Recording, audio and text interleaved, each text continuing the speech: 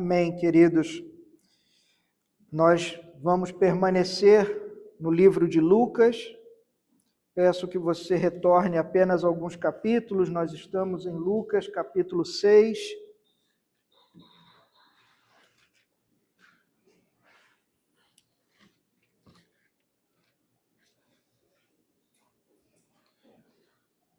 A exposição de hoje vai do verso 17 até o verso 26.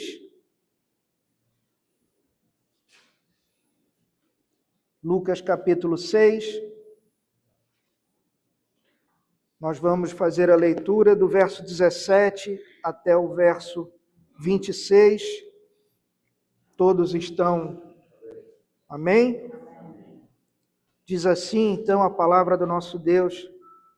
E descendo com eles do monte, Jesus parou num lugar plano, onde se encontravam muitos discípulos seus e grande multidão do povo, de toda a Judéia, de Jerusalém e do litoral de Tiro e de Sidom, que vieram para ouvir e para ser curados de suas doenças. Também os atormentados por espíritos imundos eram curados, e todos da multidão procuravam tocar em Jesus, porque dele saía poder e curava a todos. Então, olhando para os seus discípulos, Jesus lhes disse: Bem-aventurados são vocês, os pobres, porque o reino de Deus é de vocês. Bem-aventurados são vocês que agora têm fome, porque serão saciados. Bem-aventurados são vocês que agora choram, porque vocês hão de rir. Bem-aventurados são vocês quando as pessoas os odiarem, expulsarem da sua companhia, insultarem e rejeitarem o nome de vocês como indigno por causa do Filho do Homem. Alegrem-se naquele dia e exultem, porque grande é a recompensa de vocês no céu, porque os pais dessas pessoas fizeram o mesmo com os profetas. Mas ai de vocês, os ricos, porque vocês já receberam a consolação. Ai de vocês que agora estão fartos, porque vocês vão passar fome. Ai de vocês que agora estão rindo, porque vocês vão lamentar e chorar. Ai de vocês quando todos os elogiarem, porque os pais dessas pessoas fizeram o mesmo com os falsos profetas. Amém. Se você tem nos acompanhado nas quartas-feiras, você sabe que nós estamos estudando o Sermão do Monte. E estamos estudando aquele sermão que está em Mateus, nos capítulos 5, 6 e 7.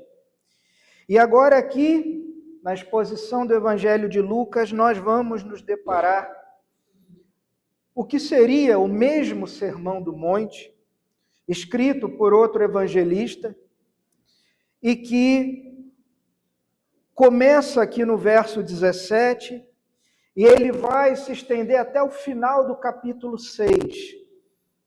Se não me engano, até o verso 49. Até o 6:49 será a versão de Lucas, vamos chamar assim, do Sermão do Monte.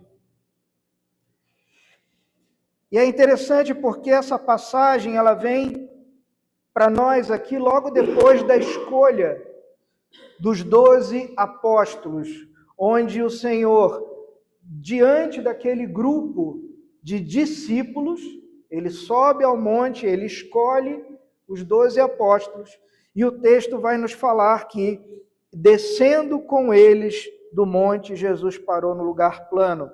Então, após a escolha dos 12, eles descem do monte, e ali é a marca inicial desse sermão. Lucas não vai chamar esse sermão de Sermão do Monte. Algumas traduções de Bíblias dizem que esse é o chamado Sermão da Planície, porque ele é proferido ao pé do monte, naquilo que seria como um anfiteatro natural. E ele vai falar especificamente do discipulado cristão.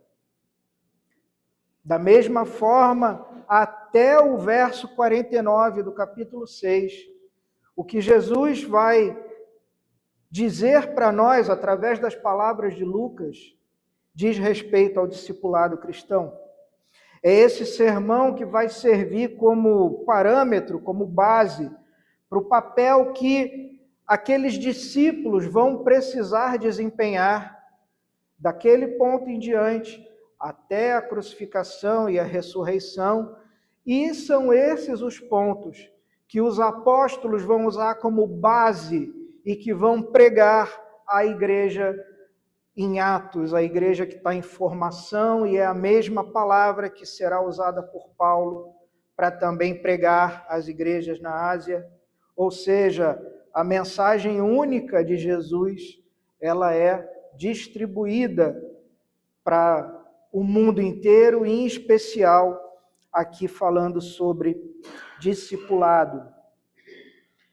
Quando a gente compara esses dois sermões, e é inevitável que a gente faça isso, a gente tem duas opções.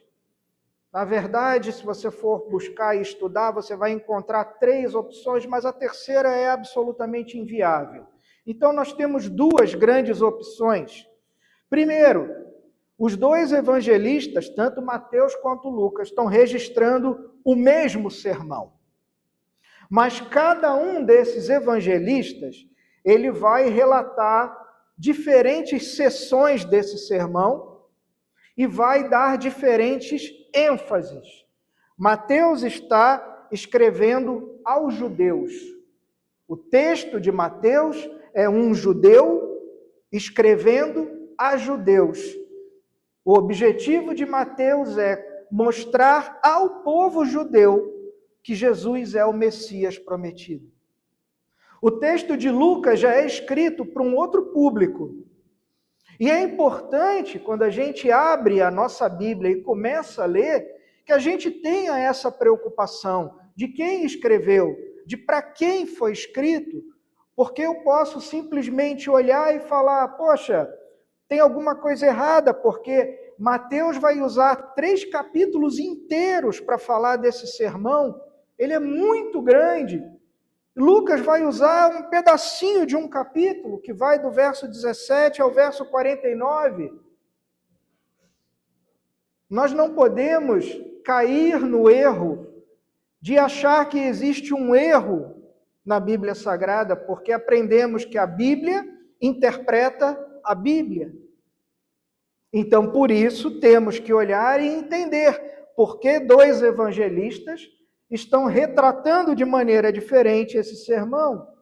E a primeira opção é essa, eles estão registrando o mesmo sermão, mas como estão falando para públicos diferentes, eles vão dar ênfases diferentes e vão relatar momentos diferentes da fala do Senhor. A segunda opção é que nós estaríamos lidando com 2 sermões diferentes. Tanto Lucas quanto Mateus estariam registrando momentos e sermões totalmente diferentes, que foram proferidos pelo Senhor em momentos diferentes.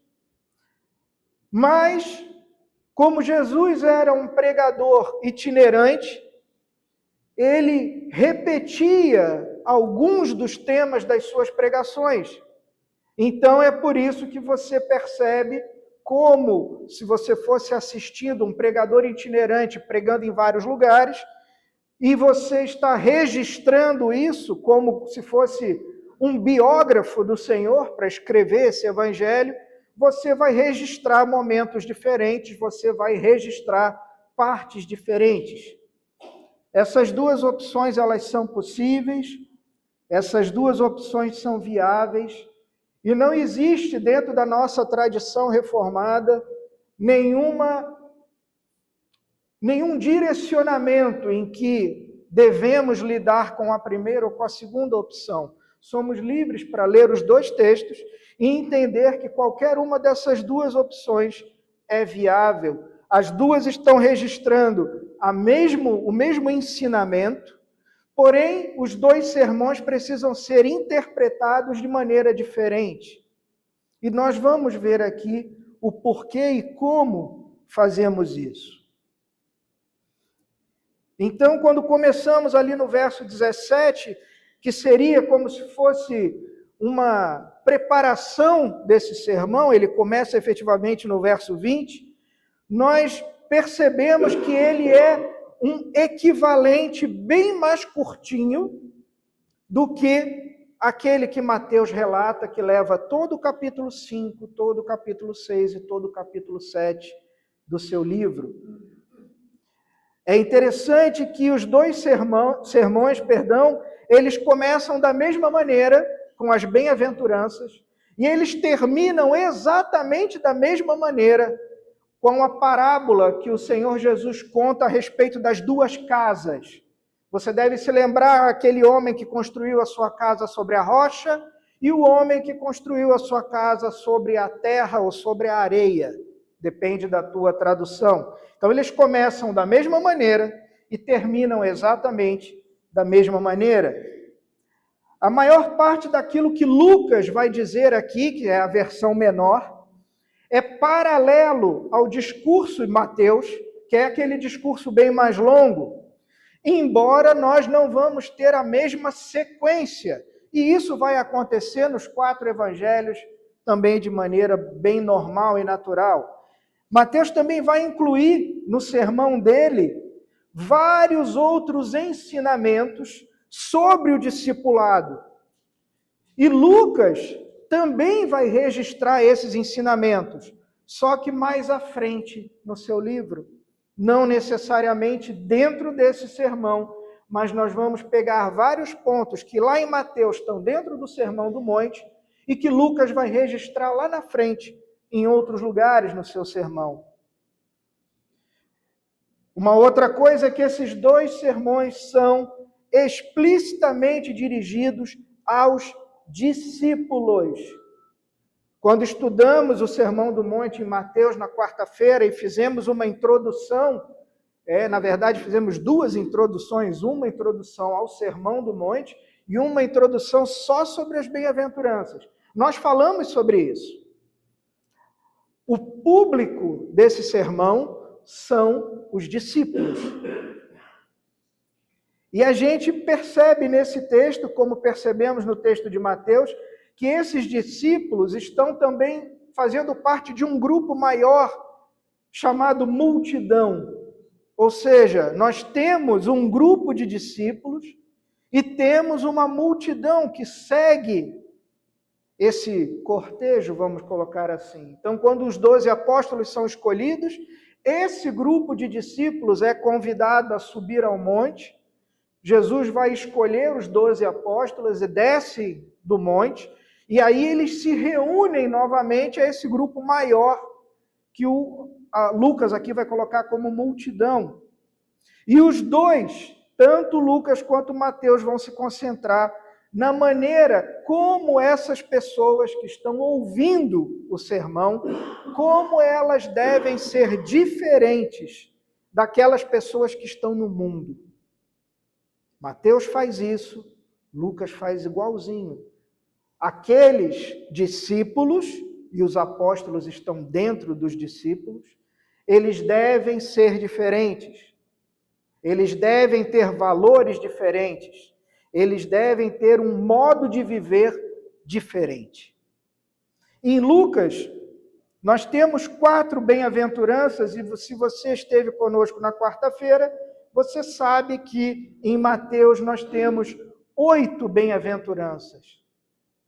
Em Lucas, ele vai registrar 4 ais, que Mateus não registra.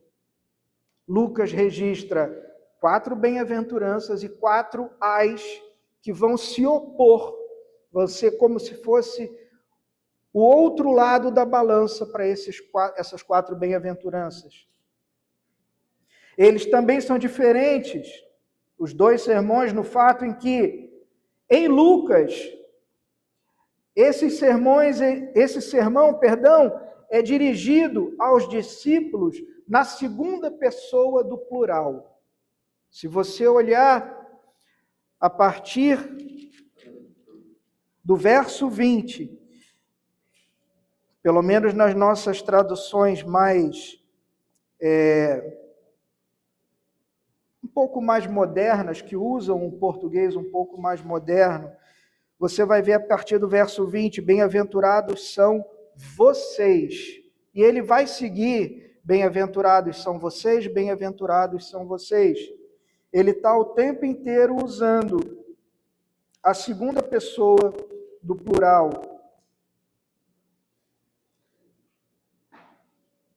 Mateus vai registrar isso de maneira diferente.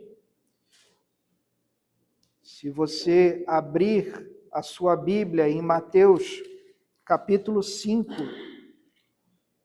logo no início do capítulo 5, você tem as bem-aventuranças e você vai ver que em Mateus é colocado: bem-aventurados os pobres em espírito.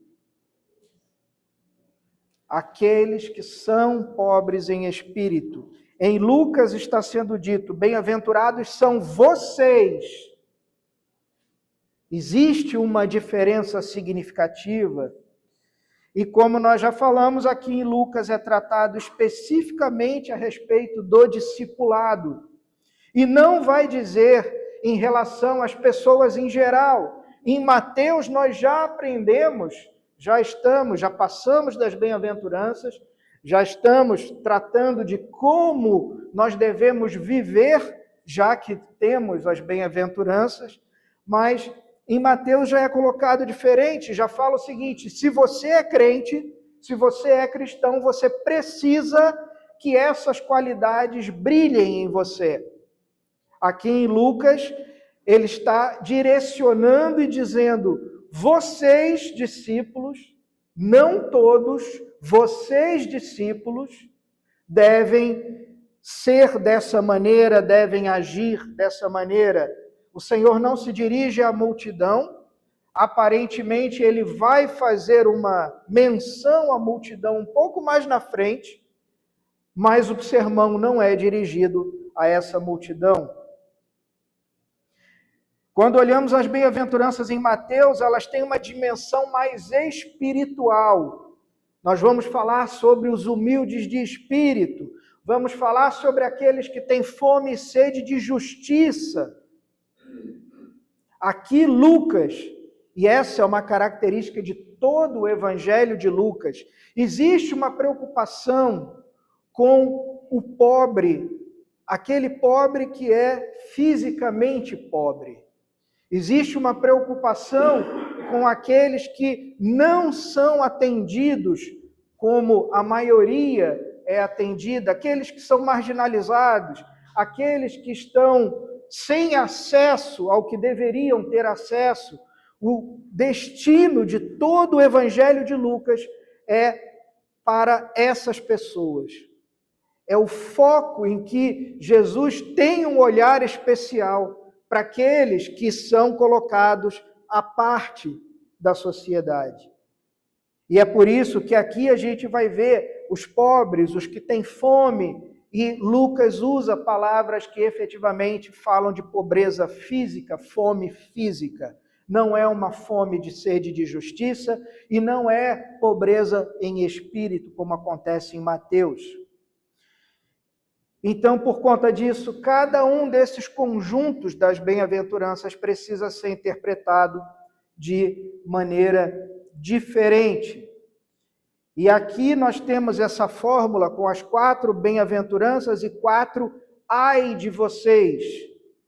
E isso representa o caminho que deve ser seguido com relação ao caminho que precisa ser evitado.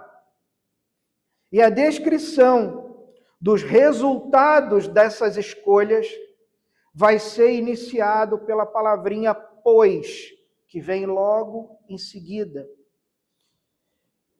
Lucas está listando para nós os motivos pelos quais vale a pena ser discípulo, mesmo por conta das dificuldades que o ser discípulo vai trazer.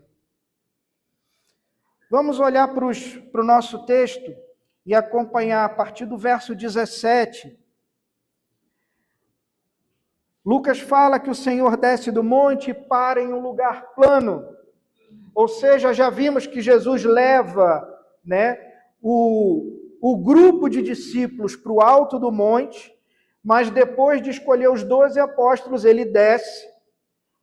Esse grupo de discípulos se junta a essa multidão e esse grupo agora está num lugar plano, na encosta desse monte.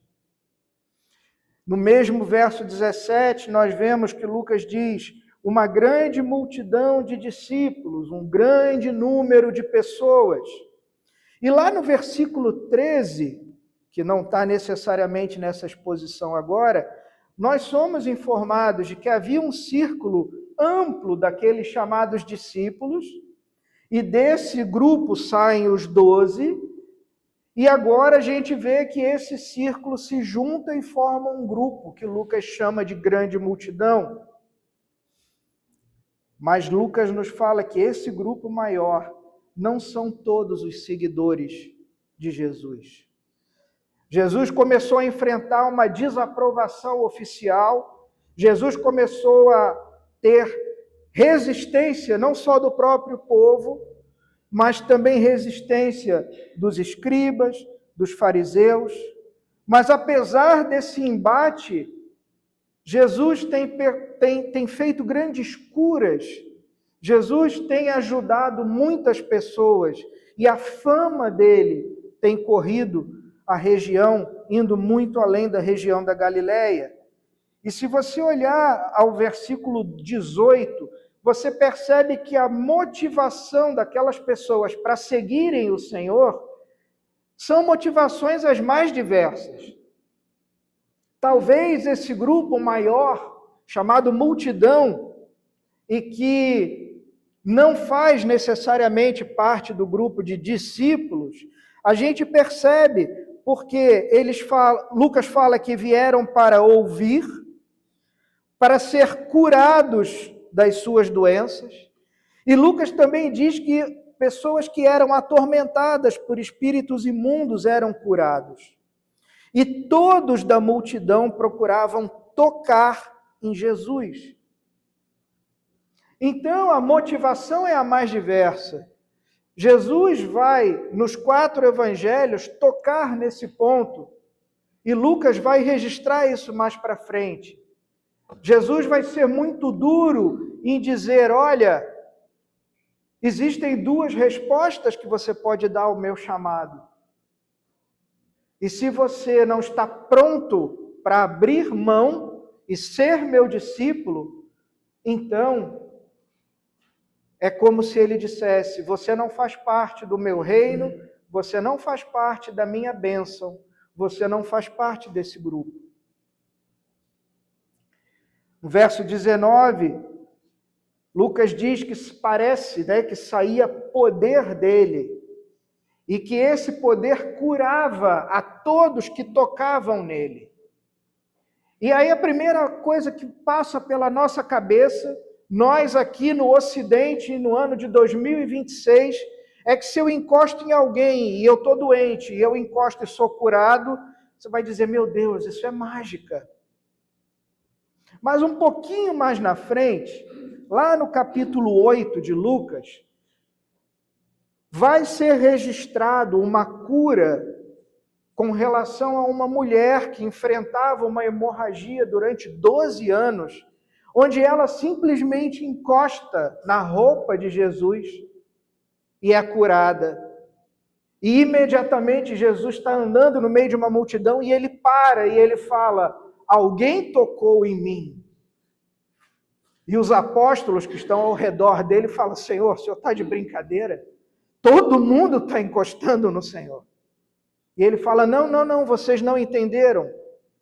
eu senti sair poder de mim. E aquela mulher foi curada. Aqui ainda não nos é revelado o motivo pelo qual essa mulher é curada.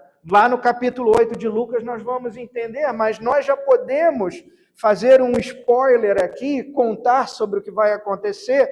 Não é mágica, o Senhor diz que é fé. Depois de falar com aquela mulher, depois de escutar a história dela e abençoar aquela mulher, o Senhor diz: vai, a tua fé te curou. Então não é um poder mágico, as pessoas tocavam nele e realmente eram curadas por fé, porque realmente acreditavam que se eu tocar nele, basta que eu toque, eu serei curado. Então era isso que acontecia. E outras curas bem semelhantes a essa vão ser registradas. Mateus vai registrar, Marcos vai registrar, Lucas registra em Atos dos Apóstolos. Isso vai vir, por exemplo, com o apóstolo Paulo, onde já comentei algumas vezes que as pessoas passavam pela sombra de Paulo e eram curadas. Então outros episódios como esse vão se suceder. No verso 20, começando as bem-aventuranças, Lucas diz que, olhando para os seus discípulos, ele disse, então, da mesma forma como em Mateus, o público não é aquela multidão maior, o destino do ensinamento não é aquele grupo maior, são os discípulos. Em Mateus é mais específico ainda, porque aquilo é dirigido num primeiro momento aos apóstolos, aos 12. E depois aquilo naturalmente é estendido a todo aquele que crê e é estendido a nós por conta disso.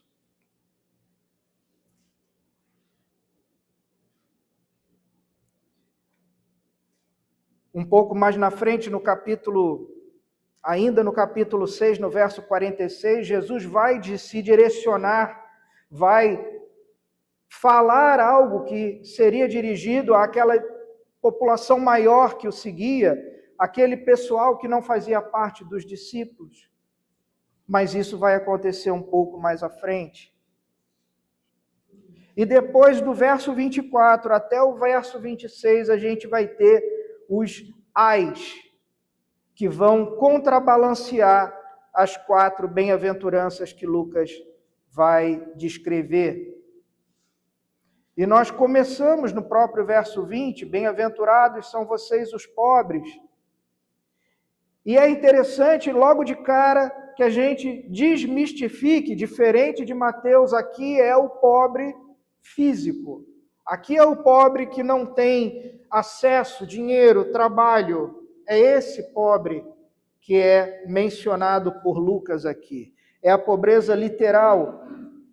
É mais ou menos como se o Senhor tivesse dizendo a esses discípulos: olha, bem-aventurados são vocês que são pobres em coisas materiais, mas vocês que são também meus discípulos, e por serem meus discípulos, vocês estão colocando a sua confiança em Deus e não nas coisas desse mundo.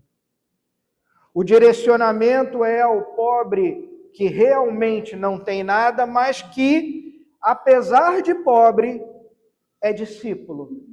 E por ser discípulo, entende que a confiança deve estar em Deus. Jesus não está de maneira nenhuma dizendo que a pobreza em si é algo bom, que a pobreza é motivo de felicidade, que a pobreza por si só seja uma bênção. Não, ele não está dizendo isso. A pobreza, ela somente é uma bênção, de acordo com o que o Senhor fala, quando ela é acompanhada da confiança em Deus. E aqui não só a pobreza, mas qualquer situação que a gente venha enfrentar, acompanhada da confiança no Senhor, é bênção. Esses discípulos pobres, eles vão ser contrastados lá no verso 24 com os ricos. Ricos que vivem confortavelmente no mundo. E porque vivem de maneira confortável, eles confiam mais nas riquezas, mais nos seus bens, mais no seu conforto material do que em Deus. O contraponto que vai ser feito aos ricos está direcionado a esses ricos. E o Senhor vai dizer, e nós vamos ver os dois momentos onde o Senhor diz isso, em que ele vai apontar e dizer: você que é rico, porém não é meu discípulo, porque crê somente nos seus bens físicos, crê somente na riqueza material, o Senhor vai dizer: você já recebeu a sua consolação. Mateus vai dizer a mesma coisa, com as mesmas palavras, usando a mesma palavra em grego, que significa pagamento completo. Ou seja, vamos ver em vários momentos do Evangelho de Lucas uma crítica firme quanto à riqueza, porque o Senhor lembra que a riqueza, ela normalmente desvia a nossa atenção daquilo que nós realmente deveríamos olhar. A riqueza muitas vezes nos seduz, é difícil permanecer firme ao caminho do discipulado quando a riqueza está ao nosso lado. Mas ainda assim é totalmente possível.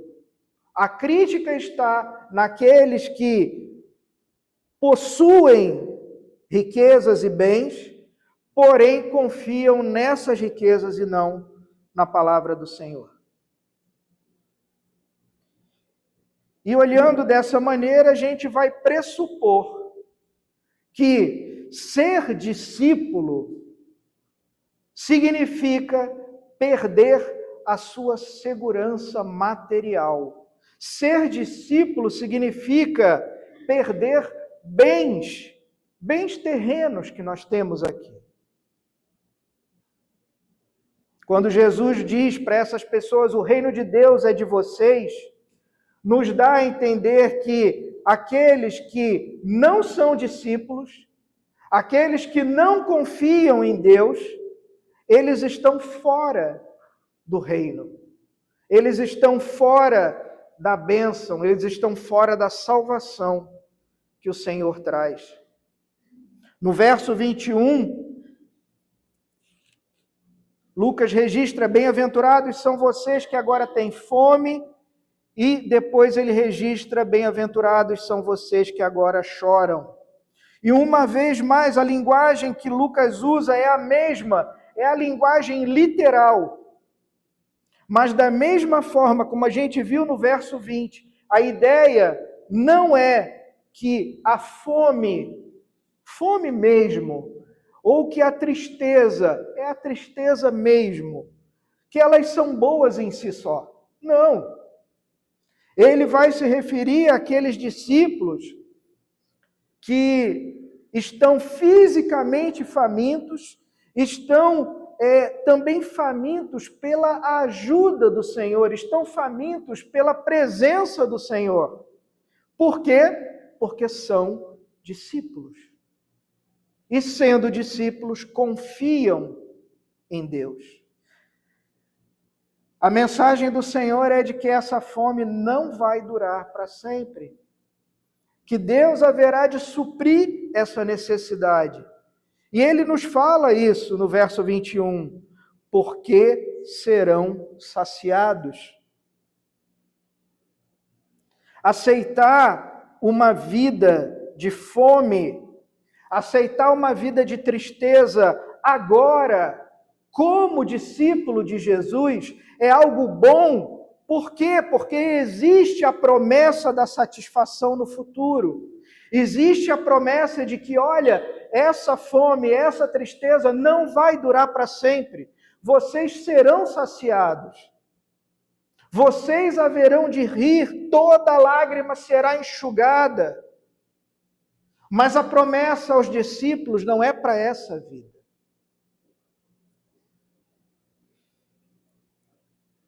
Os discípulos terão a satisfação, terão a alegria que virão depois. E dessa mesma forma, a gente pressupõe que ser discípulo não é estar entre aqueles que, nesse mundo, têm fartura e riem, que é o que está no verso 25. E uma vez mais, da mesma forma que a pobreza não é, ou a tristeza não é boa por si só, Lucas não está registrando aqui simplesmente aquelas pessoas, é onde vem a crítica dele, que estão rindo simplesmente porque são felizes ou rindo porque algo é engraçado.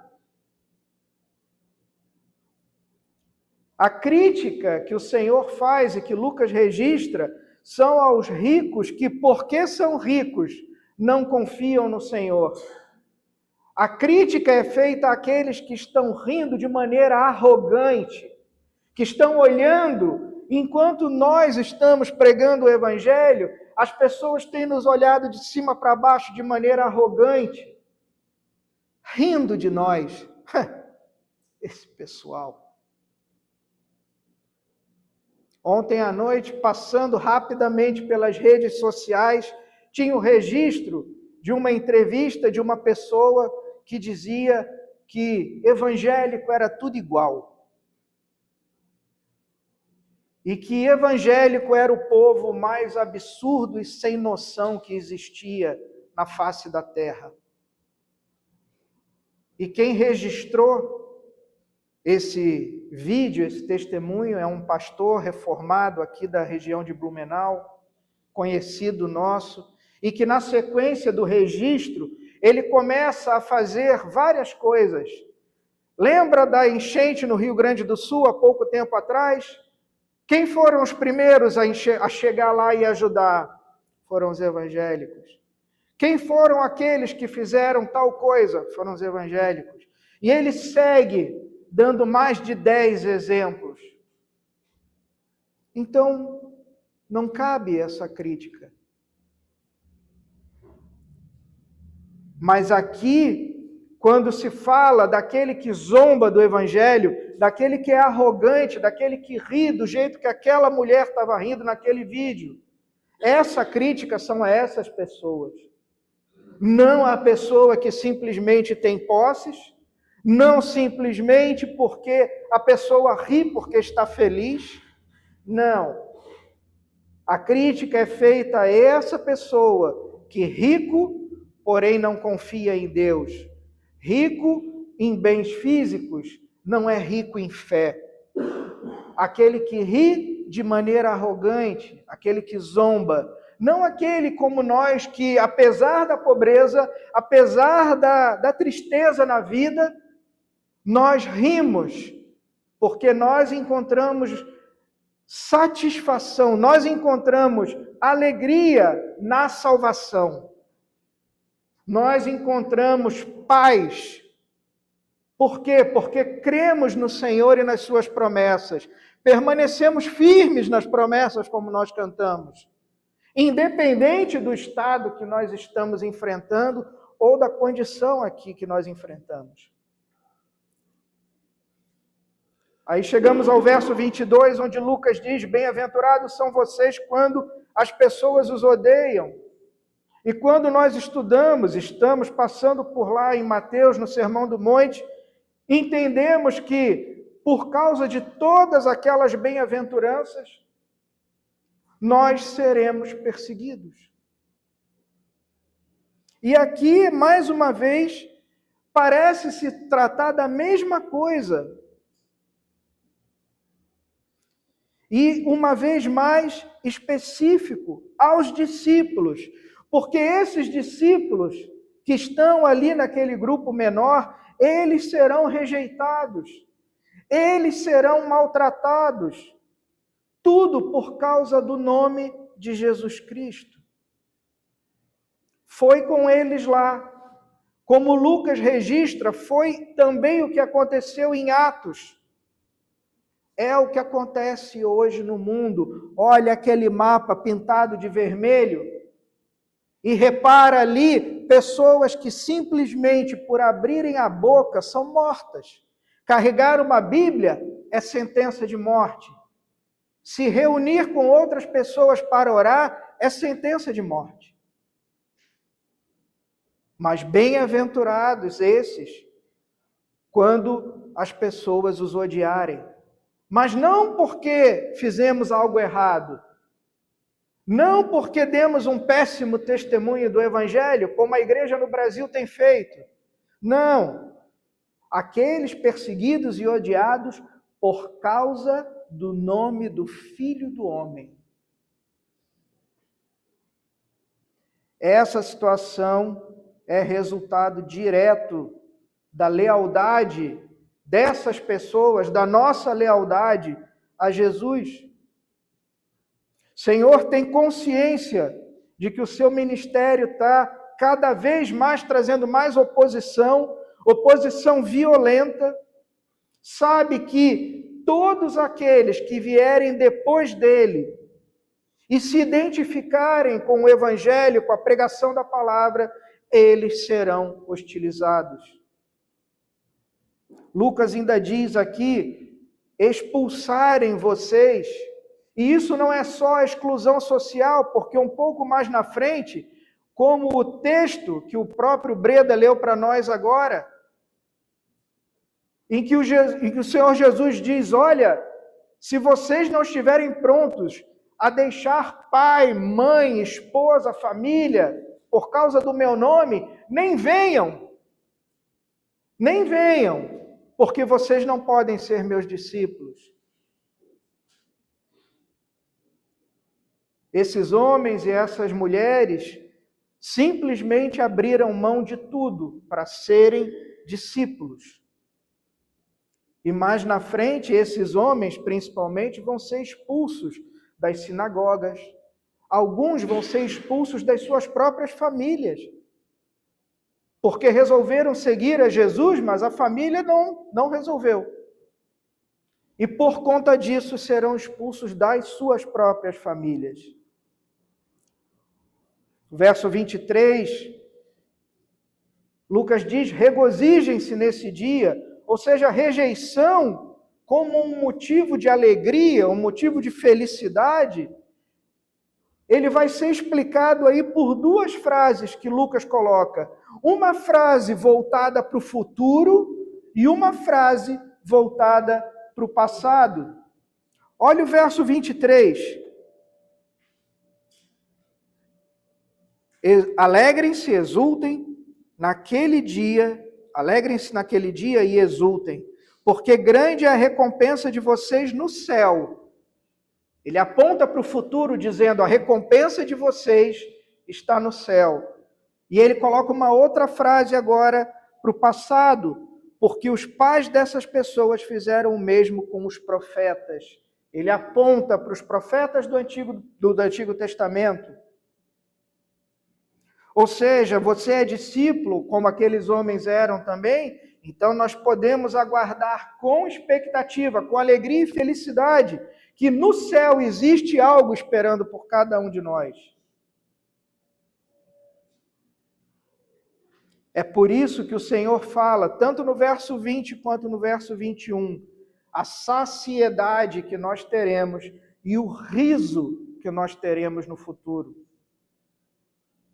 Da mesma forma, eles olham para trás e eles veem que aquela realidade, aquela experiência, foi o que aconteceu com os profetas, com todos aqueles homens que se posicionaram a favor de Deus, que foram chamados e aceitaram os seus chamados como profetas.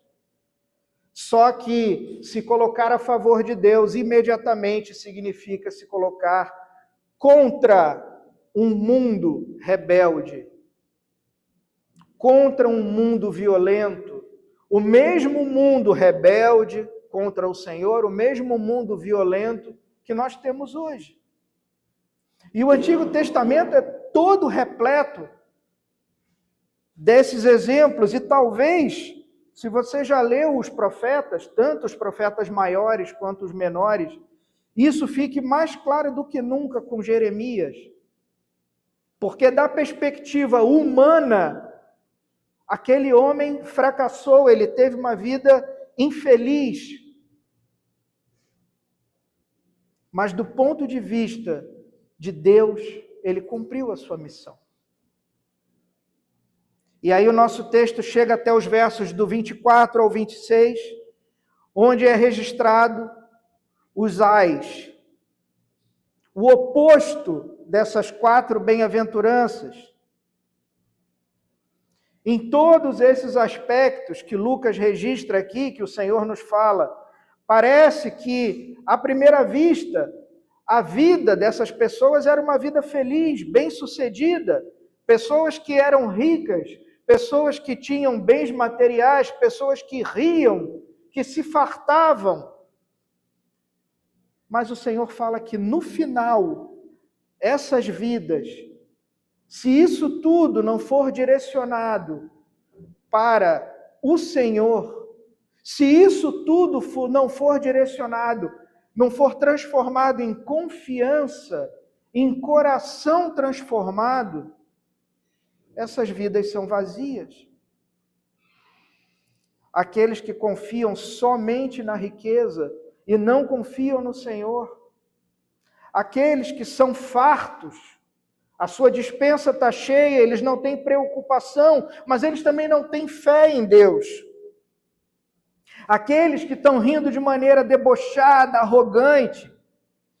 Aqueles que olham para os necessitados e simplesmente não se importam com aqueles que precisam de alguma coisa.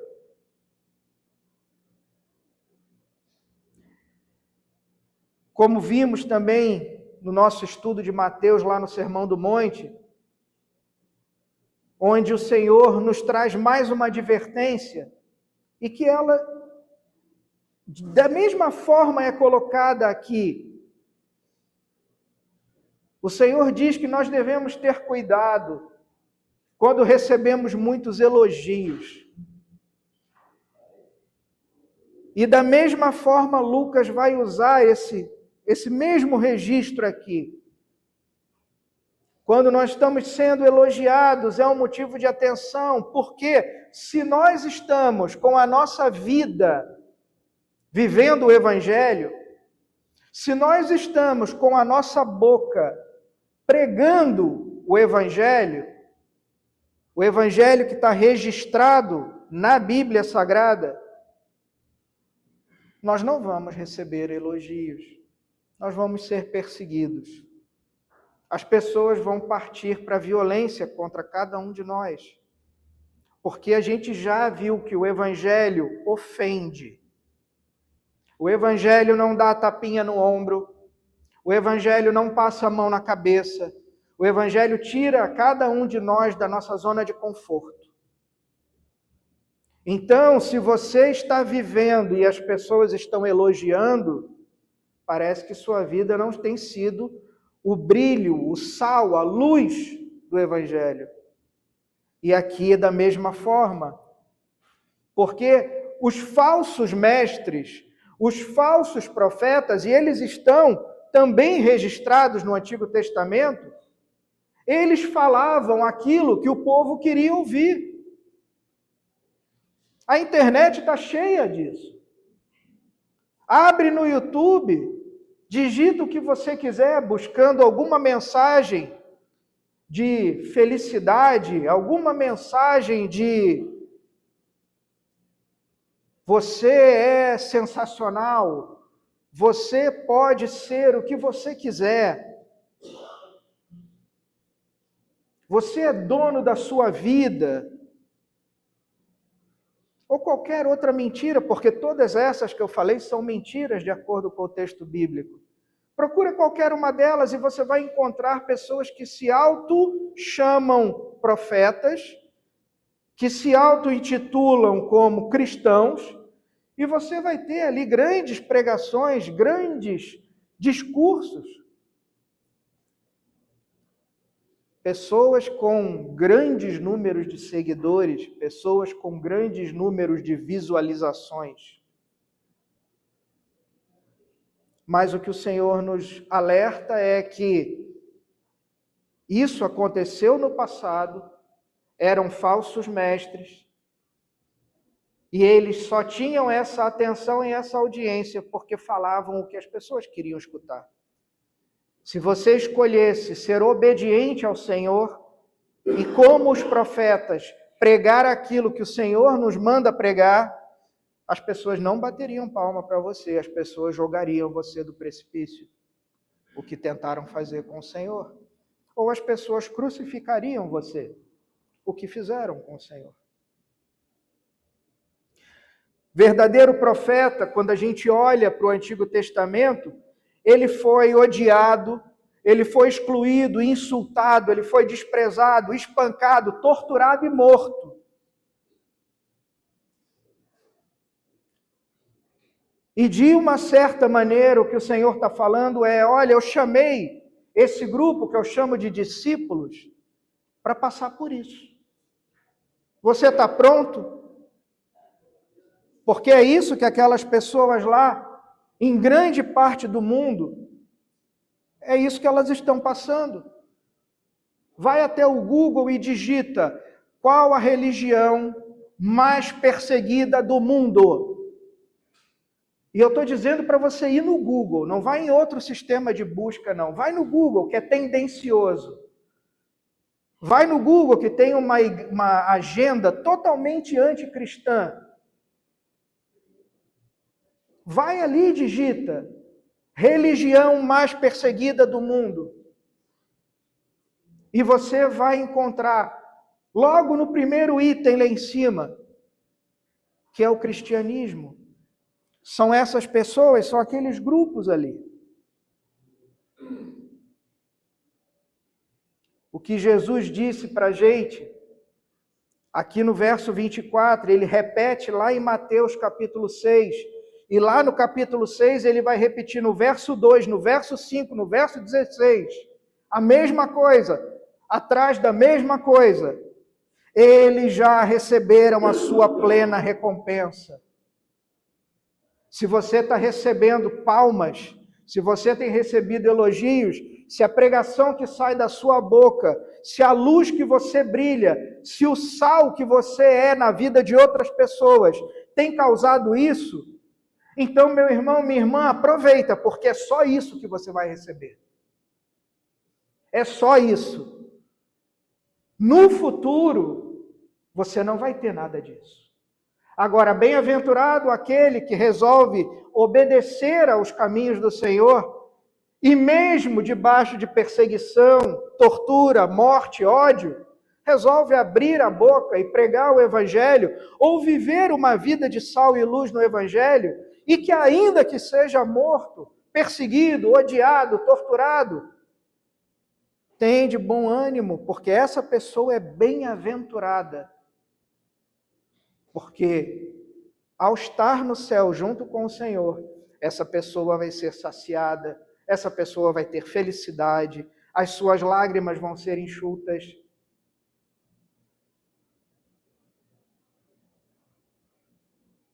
Que conclusões nós tiramos dessa mensagem aqui em Lucas, que vai permanecer para várias outras pregações até o final do capítulo 6, da mesma mensagem que também registramos em Mateus. Aqui é feita, o Senhor faz uma distinção, como ele e os outros escritores do Novo Testamento vão fazer essa mesma distinção, como todo o Antigo Testamento vai fazer essa mesma distinção. Só existem dois grupos de pessoas no mundo.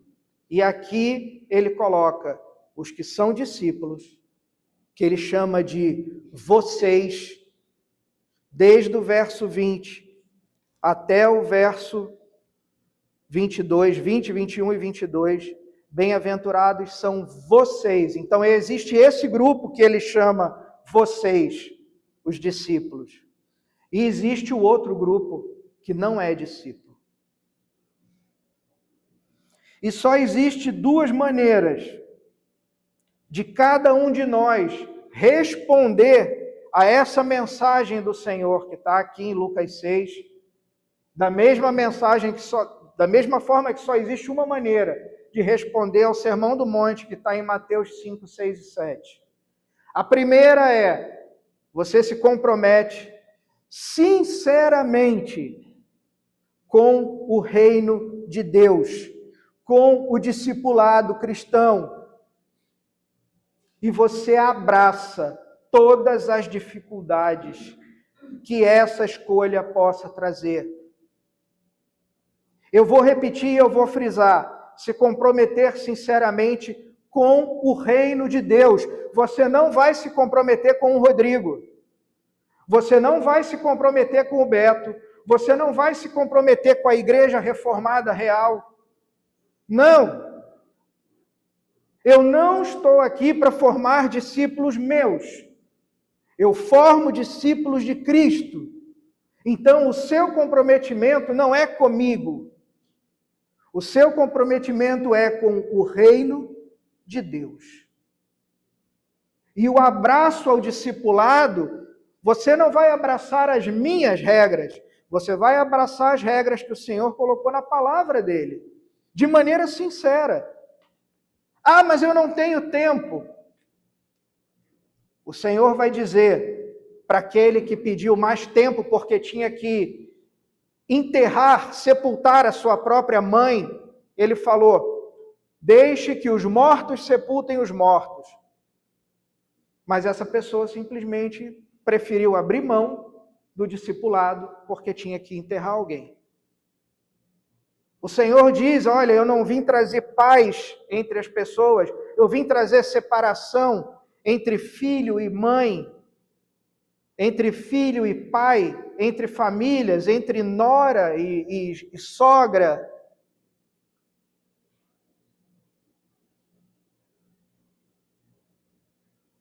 Nós estamos prontos? Porque escolhendo essa primeira opção, o que vai acontecer é isso. O que vai acontecer é dificuldade.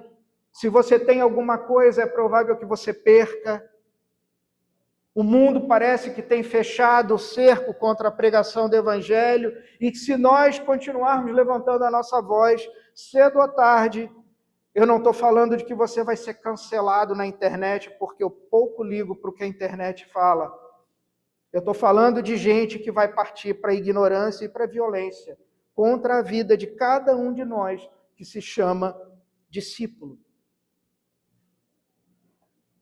Ou a segunda opção, você pode continuar buscando no mundo os seus prazeres, as suas vontades, e você pode continuar seguindo a sua vontade, ao invés de seguir a vontade de Deus.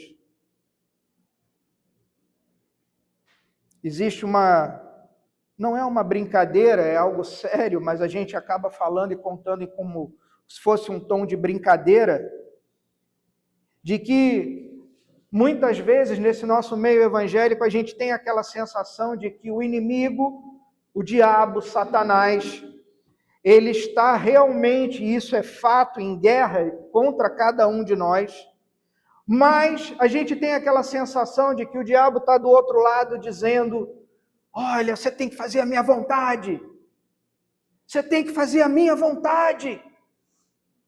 O que a Bíblia nos ensina é que o diabo está muito confortável do outro lado, sem abrir a boca para nada, e que cada um de nós está repetindo por aí: eu tenho que seguir o meu coração. E o diabo está dizendo: é isso mesmo, eu não preciso abrir a minha boca. Vocês parecem que no Ocidente conseguiram fazer tudo isso sozinhos. Vocês não precisaram da minha ajuda, diz Satanás. Vocês sozinhos já conseguiram. Vocês já estão por aí dizendo: sejam felizes, sigam os seus corações, sigam cada um a sua vontade, a sua vida. Continuem dizendo por aí: meu corpo, minhas regras. Não tem problema. O diabo parece não precisar se esforçar para nada, porque nós conseguimos brigar com nós mesmos. Nós nos viramos contra irmãos, contra cristãos, e nós estamos perdendo nosso santo tempo indo na internet para discutir que você é calvinista e que o outro é arminiano, que um acredita que vai ser chamado de um jeito e o outro vai ser chamado do outro. E a gente está brincando de ser cristão. A gente está simplesmente andando pela terra, os dias vão se passando um por um, as nossas Bíblias continuam fechadas e a gente segue a nossa vida.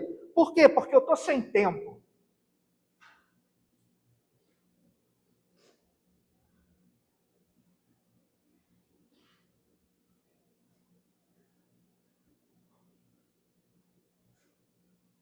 Capítulo 13 de Lucas, Jesus vai mostrar que o caminho para o discipulado, da mesma forma que esse texto que o Breda leu para nós, lá em Lucas 13, Jesus diz, olha, o caminho para o discipulado é o caminho estreito que leva à porta estreita. Porta estreita significa que não é todo mundo que vai entrar. Caminho estreito significa que não é o caminho que a maioria segue. Mas uma vez mais o Senhor está lá em Lucas 13, verso 24, dizendo, olha, é o caminho estreito.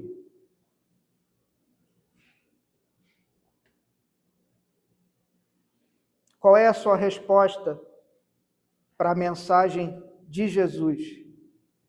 Qual é a sua resposta a Ele? Você não precisa dar a resposta a mim. Você precisa responder a Ele. E numa sinceridade, numa resposta onde a sua vida venha refletir essa resposta. A gente passa, às vezes, por uma situação delicada, porque às vezes passamos por alguns domingos, não vemos certos rostos que são familiares e ficamos com medo de pegar o nosso telefone e mandar uma mensagem para uma pessoa e dizer, poxa, meu irmão, minha irmã, estou com saudade, o que houve? Você não apareceu. A gente fica com medo porque, não, estão me controlando. A gente não está controlando, a gente está cuidando. Não há como cuidar se a gente não andar junto. Não há como ser cristão vendo pregação na internet. Não dá para ser cristão nem fazendo só reunião de pequeno grupo, como a gente faz, e os pequenos grupos são ótimos, são lindos, são excelentes, mas o pequeno grupo é uma ferramenta. Isso aqui a gente chama de corpo de Cristo.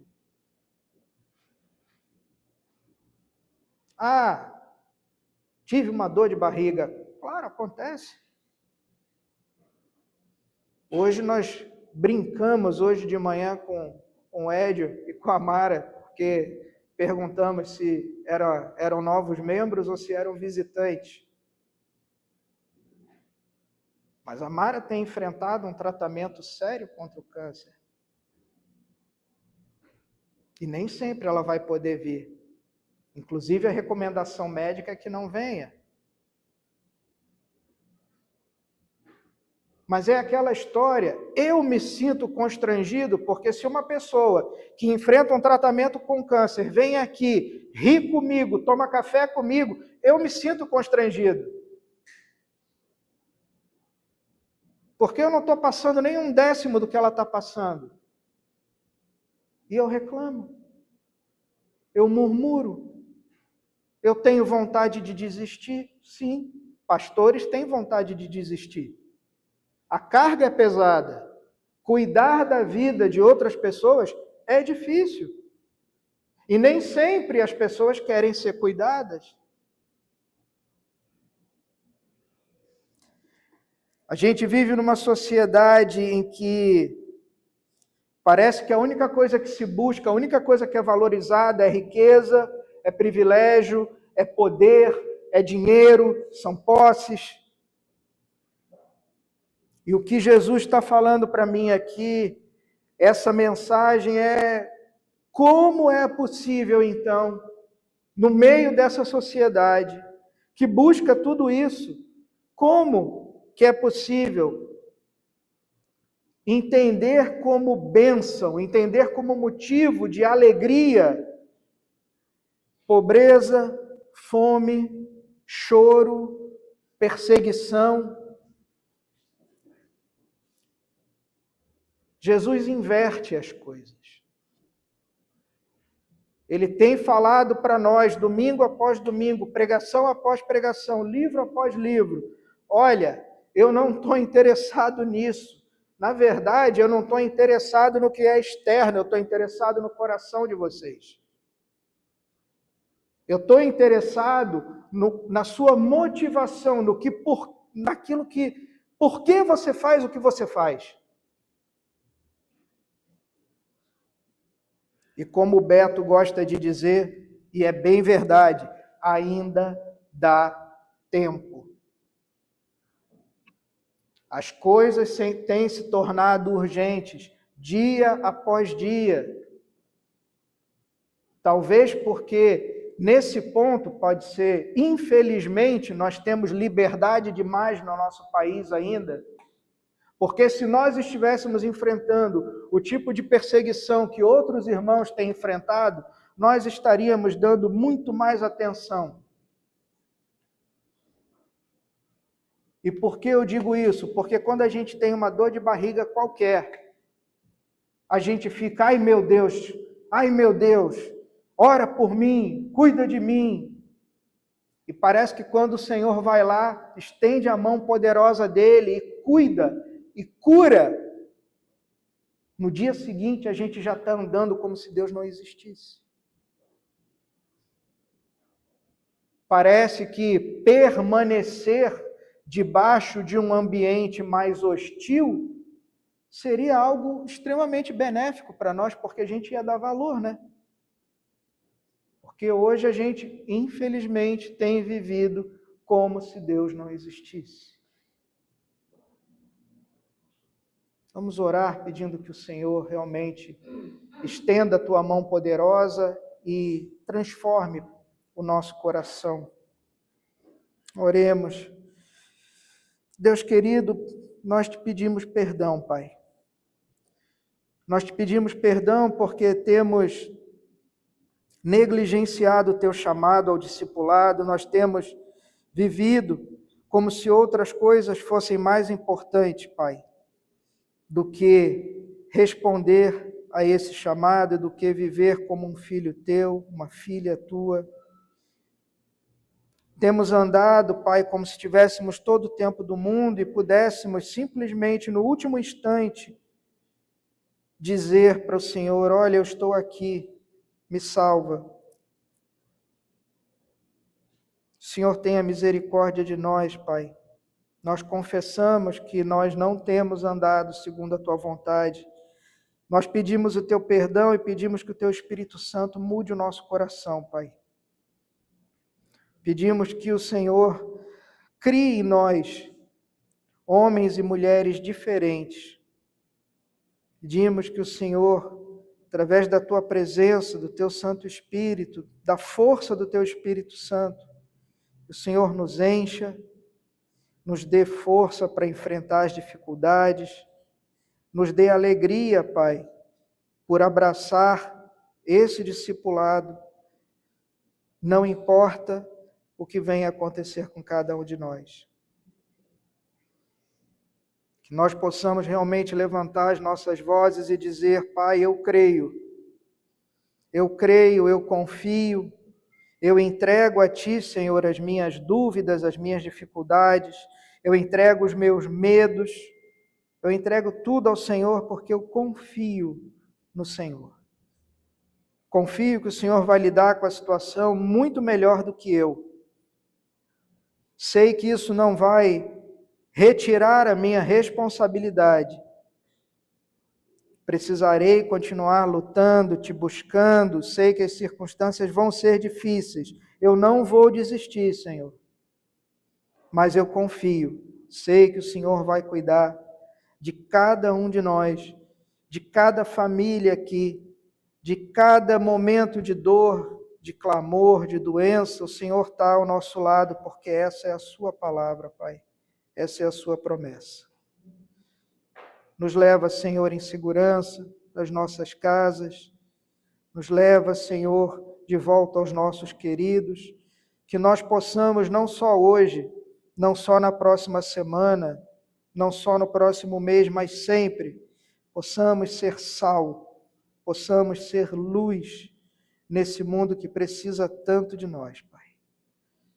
Nós oramos agradecidos no nome do Senhor Jesus Cristo. Amém.